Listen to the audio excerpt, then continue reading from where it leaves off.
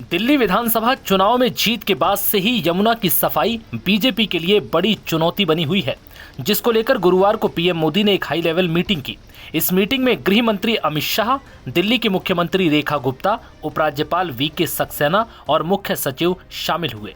दरअसल पीएम मोदी गंगा की सफाई को लेकर काफी गंभीर हैं। यही वजह है कि उन्होंने गंगा की सफाई को लेकर रोड मैप की प्लानिंग शुरू कर दी है। प्रधानमंत्री नरेंद्र मोदी ने नदी से जनता को जोड़ने के लिए जन भागीदारी आंदोलन शुरू करने की भी सलाह दी।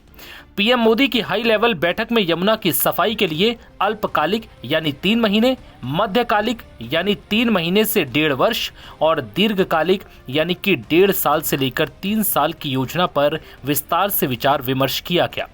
पीएम मोदी की अध्यक्षता में हुई इस बैठक में drain management, waste management, sewage और dairy waste management, industrial waste, नदी के प्रवाह में सुधार, बाढ़ क्षेत्र सुरक्षा जैसे कई मुद्दों पर चर्चा की गई।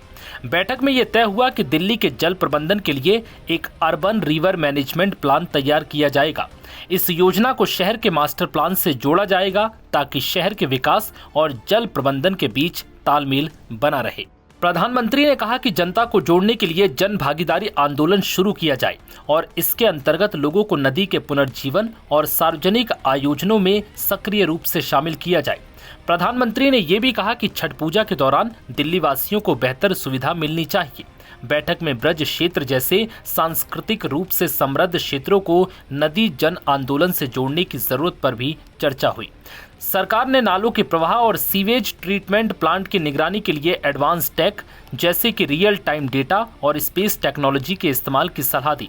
यमुना के हरियाणा, दिल्ली और संगम तक के हिस्सों की स्थिति की समीक्षा भी बैठक के दौरान की गई। बता दें कि यमुना नदी में कई औद्योगिक इकाइयों का कचरा और रासायनिक पदार्थ मिलते हैं। वहीं दिल्ली और अन्य आसपास के शहरी इलाकों से बहुत सारा सीवेज सीधे यमुना नदी में जाता है। इन नालों का पानी बिना किसी सफाई के सीधे नदी में मिल जाता है, जिससे नदी का जलस्तर और भी गंदा हो चुका है।